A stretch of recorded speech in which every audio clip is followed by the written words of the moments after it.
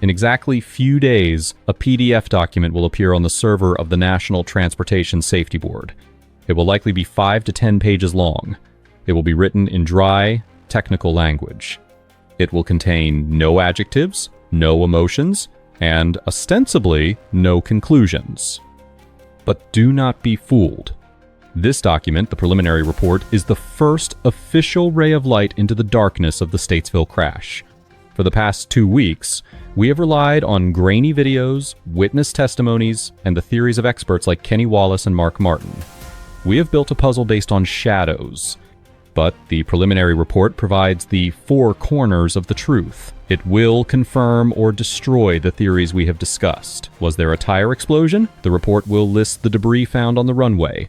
Did the flaps fail? The report will document the measurement of the jackscrews. Who was flying the plane? The report will name the pilot in the left seat. But reading an NTSB report is an art form.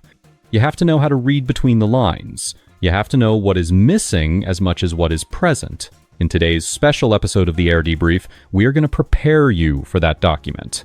We are going to give you a forensic checklist.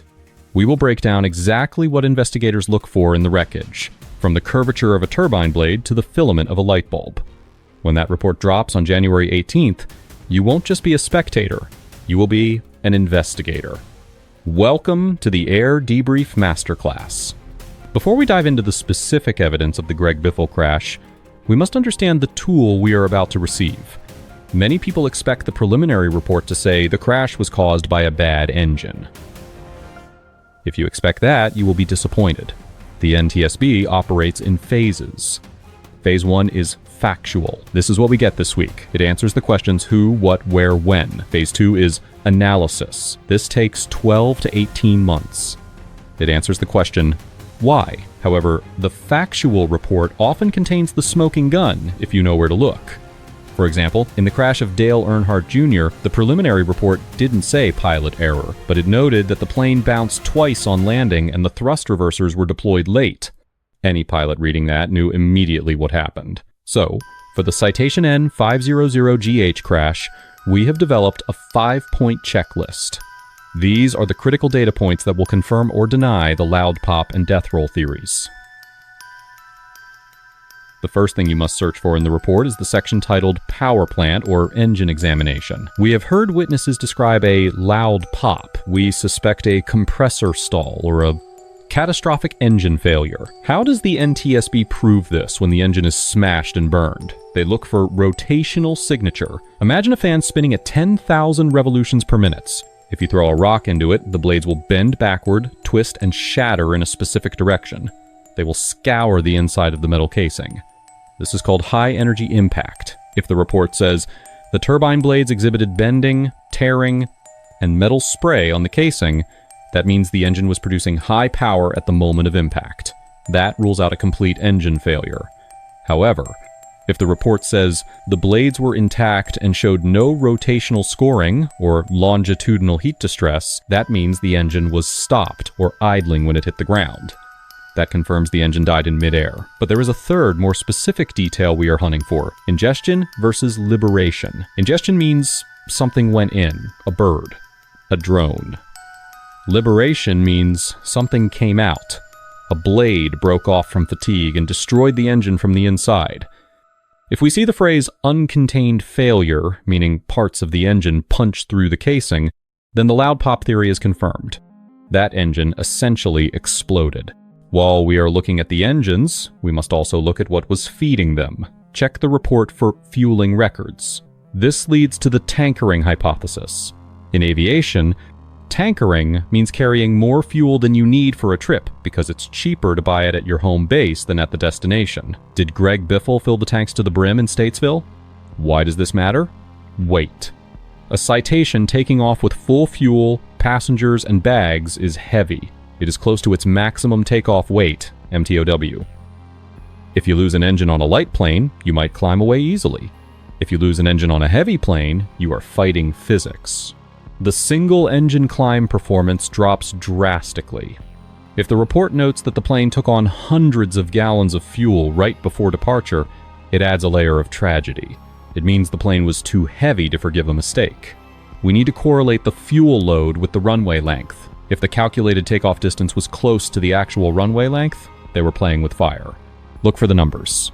Weight, fuel, distance. These are the silent killers. This is the big one. This is the test for Kenny Wallace's theory about the asymmetric flaps. In a fire, aluminum wings melt, but steel actuators do not. The report will have a section called Flight Control Continuity. Investigators trace every cable from the cockpit to the tail.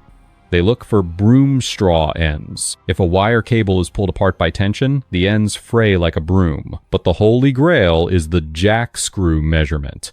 The Citation jet uses mechanical screw jacks to push the flaps down. The NTSB measures the distance between the nut and the actuator housing.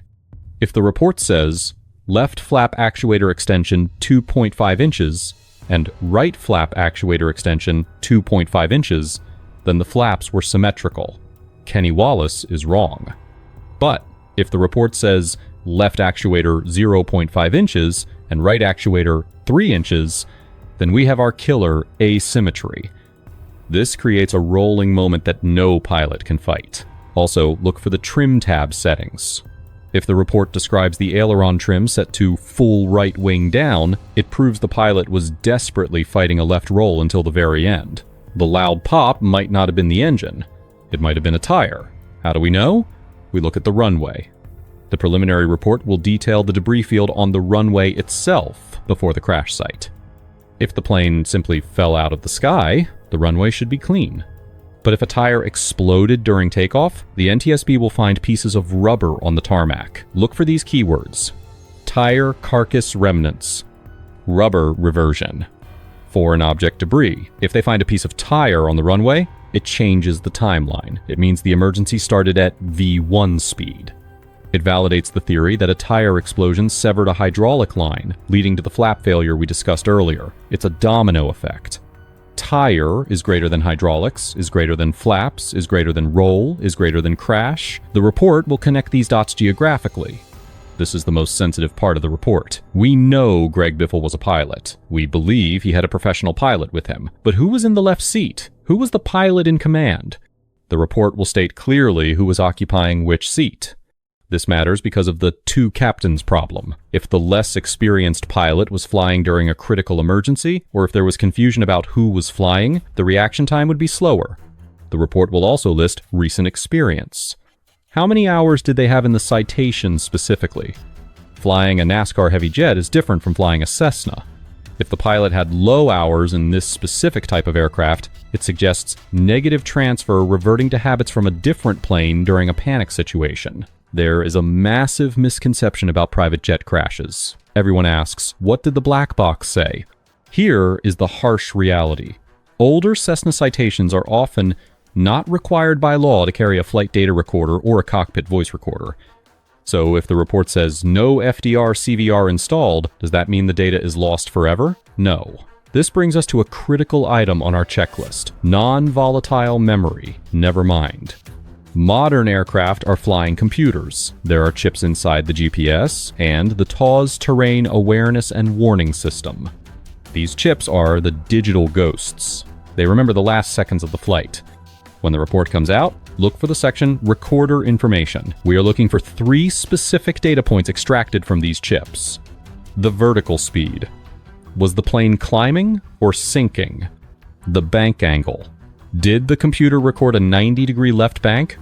The warnings. Did the system scream pull up or bank angle? Witnesses say it looked low. The Nevermind says it was at 142 feet AGL. So do not be discouraged if you see no black box. Look for Nevermind data recovery. That is where the ghost of the flight still lives. Finally, we look for validation of the heroic maneuver. The report will contain a section called Wreckage and Impact Information. It will describe the impact angle and impact heading. If the report says, the aircraft entered the tree canopy in a steep left bank, it confirms the death roll, or the desperate turn. Most importantly, look at the coordinates. The report will give the exact GPS coordinates of the first impact point. We can plug these into Google Earth. If those coordinates are precisely in the tree line, avoiding the golf course fairway by a margin of meters, it scientifically supports the witness testimony that the plane was aimed or split the gap. The NTSB doesn't use the word hero. They use math. But sometimes the math reveals the character of the pilot. So, there is your checklist. Engines, rotational signatures versus static damage. Fuel, weight, and tankering. Flaps jackscrew measurements. Runway tire debris. Digital ghosts, never mind data. Impact, GPS coordinates versus the golf course. When the report comes out on January 18th, it won't be a story. It will be data. Our job and your job is to turn that data into understanding. We will be back immediately after the report is released with a breaking analysis video. We will go through this checklist live, line by line, to see which theories survive and which ones crumble. The waiting is almost over. The facts are coming. Make sure you are subscribed. You do not want to miss the moment the truth lands. Until then, study the checklist and fly safe.